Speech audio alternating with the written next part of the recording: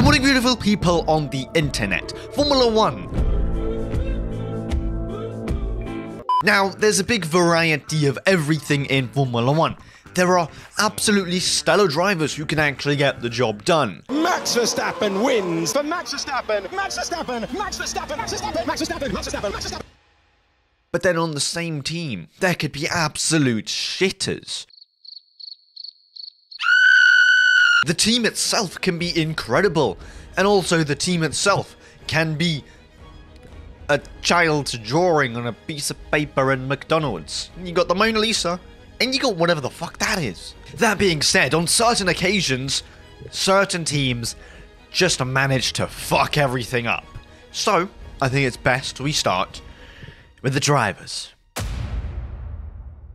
Now, one way to totally fuck up your team is to have absolutely shocking drivers. I mean, at the end of the day, they're the people who are driving your car and attempting or trying their hardest. Maybe not actually trying their hardest, but they're the people who are scoring you points to get points in the champion. Duh. Let's be 100% real. Drivers are one of the biggest factors of why teams fail. It's points. Like, come on. If you have two children in a car, they ain't gonna score points, even if it's in the RB19.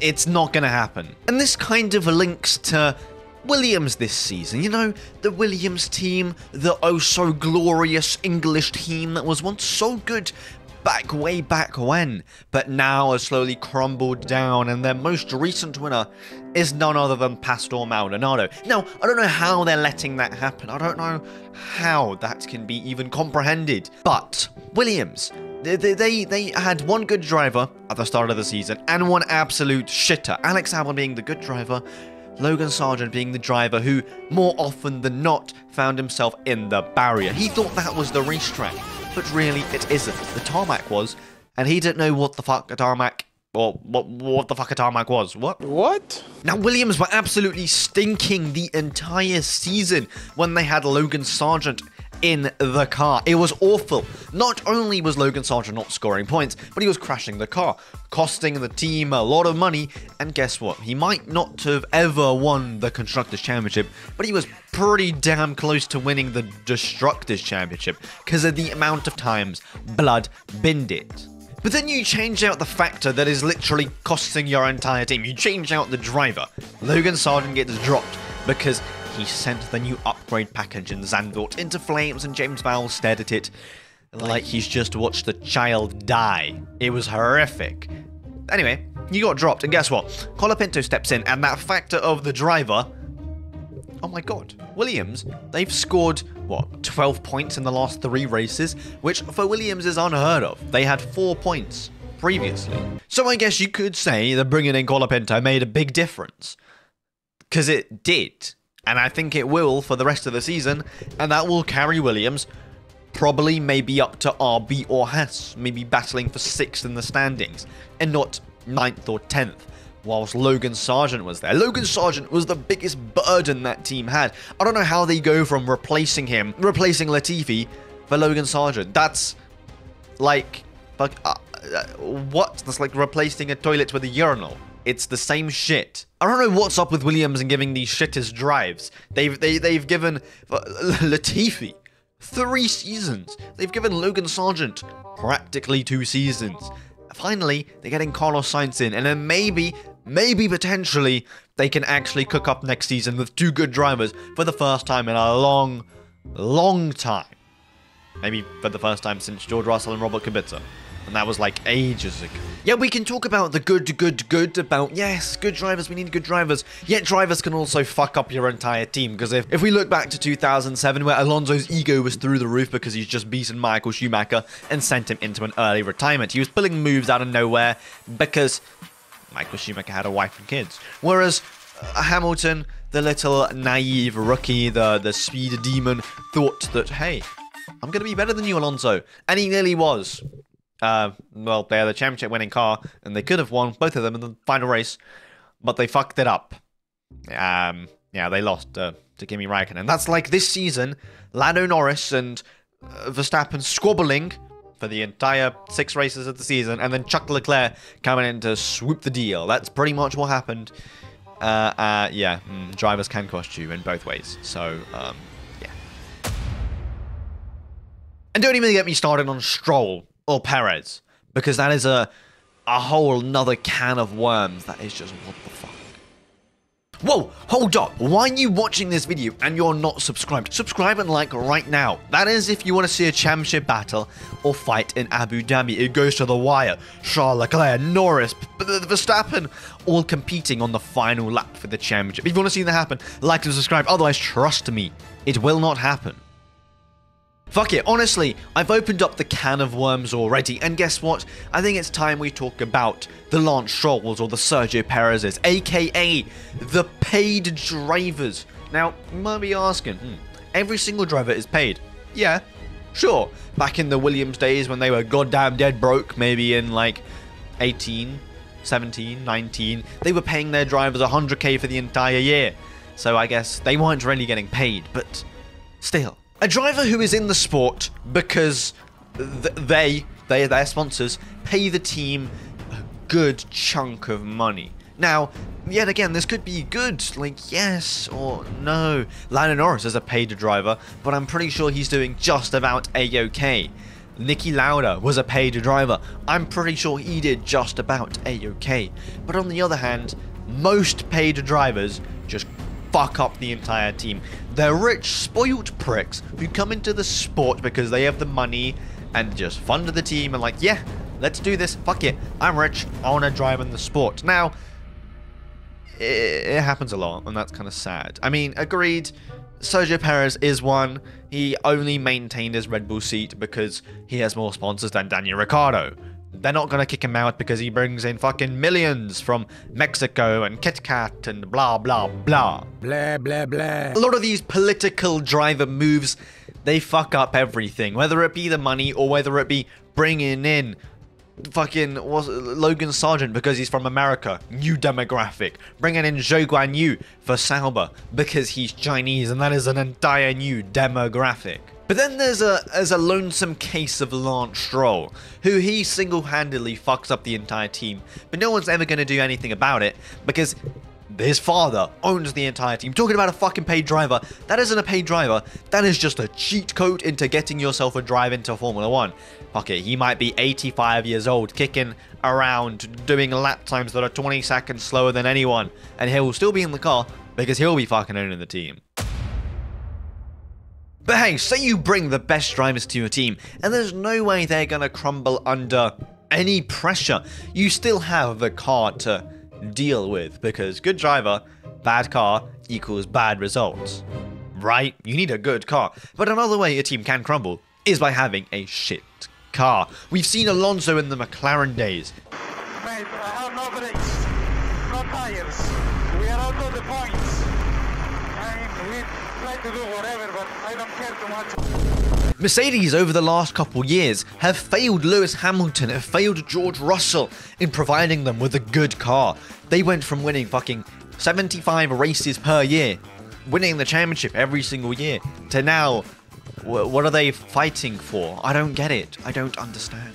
Maybe next year they'll be back, but because the car's so shit, they've lost Lewis Hamilton. So, you're maybe trading a better car for a worse driver? No, those are cars that are like bad, but they're like good as well. You know, the Ferrari from way back when Alonso drove, blah, blah, blah. They're all right. But talking about like the actual shit cars, the Sauber this year, P10, 0 points, Bottas 23rd in a 20 driver grid. How is that possible? A driver who has 10 wins, a driver who has won Constructors' Championships, 5 of them, not just 1, 2, fucking 5 with Mercedes. Now, he has... The car is fucking ass. The team is so shit. The team's pit stops on average are 45 seconds. The team doesn't upgrade. The car blows up. They're irrelevant. I don't see them at the back of the field, ever, because they're lapped down and behind. The car has no straight line speed, has no aerodynamical speed. It's ass. And that is another way a team can fuck everything up by providing a shit car. I mean, look at Alpine last year. Podiums upon podium. And now, P10 to like 13 points. Fucking ass. Hello? Okay, now cool, you have 2 good drivers in your team, and you have a pretty decent car. But the one thing that actually can hinder you is your incredible, immense fall-off. Now you might start the season well. The Dutch driver continues his domination of Formula One. New year, but no new winner. Max Verstappen, still the driver to beat. Max Verstappen wins the season opener. He takes the Bahrain Grand Prix. But let's not forget, you still have to develop the car because you will fall off. Talk about Brawn back in 2009 when they started off the season with like 6 consecutive straight wins, and then they didn't win a single race until, well, ever. Because the car fell off. You got to stay consistent. And like, look at Red Bull this season. Verstappen, win, to fucking now. P6, Pi, 4, 7, 8. Like with Verstappen and Red Bull, it was low-key a point where every single race, it was just, hey, hand him the trophy, national anthem, GG, well played, everyone go home. Verstappen's won. But the car has fallen off from like Monaco onwards. It's been ass, it's been shit. How? From first race, you had the championship wrapped up. 23-point lead in Bahrain to your teammate Sergio Perez, who had a following couple-second leads to Carlos Sainz. To now, fucking failing to score podiums every single race. Failing to sometimes even be in the top 10. Talk about stopping development. Talking about falling off. That is a team that has fell off. And I think that is the most dramatic way a team can crumble. Like, whether it be a season to the next season, like Mercedes, 2021, they were fucking fantastic. 2020, they were even better. But then 2022, the following year, they fell off a cliff, and it was a dramatic cliff. It was like one of those things you used to see in Top Gear when Jeremy Clarkson used to fucking drive some Alfa Romeo off a fucking cliff. It was like that. That is tragic. That's a bad way to lose in the sport. Bad way to fail because everyone expects so much from you. But then you just crumble.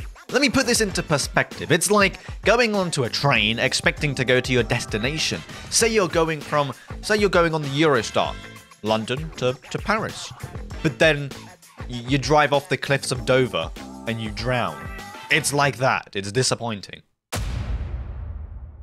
Sure, falling off in a season or across a season is pretty bad, but there's also being just straight up inconsistent, which I think is even worse. It plays with your fans' hearts, it plays with their souls. It's like, what do you expect? Greatness, but then you under-deliver. It's literally the definition of Ferrari. You know maths, you know like the sine and cos graphs, how it's just like, whoa. That is literally what Ferrari is. It's inconsistent and it pains everybody to the point where they die from heart attacks every single time they watch a race, to the point where when Charles Leclerc does win a race, it's a fucking festival. It's like going to Glastonbury. Everybody celebrates. It's New Year's Eve. It's Christmas. They're celebrating their wins because there's too many losses to count that they fucking lose their minds over it. Imagine one race weekend, winning in Monaco, and the next couple, you finish P12 and P11 because the car is literally nowhere. Whereas your rivals, they're winning races. You win in Monza, you could have won in Baku, and then in Singapore, you're back to being fucking mid. It's stressful, it's painful, and that's why teams like Ferrari fucking fail, and they haven't won a championship since 07. But let's be real, last but not least, a team can get everything wrong. And the last time that happened was 2021 Haas, where they had 2 absolute shite drivers in Mick Schumacher, Nikita Mazepin, and they had the infamous 2021 Haas, which was by far the worst car I have seen in a long while. Shit was ass, 0 points, no development, crashing out every single race weekend. It was awful. And that is another way a team can fail, by literally doing everything incorrectly. 0 points, ass cheek season, GG, forget about it, but you can't. Anyway, with that said, hope you enjoyed the video. If you did, like and subscribe, and in the comments let me know if there's any ways teams can fail. And watch it down there, subscribe and like. If you don't, then I don't know, you're kind of weird. Have a safe and fantastic rest of the day, don't die, because then you can't watch other videos. A peace! That's all, folks.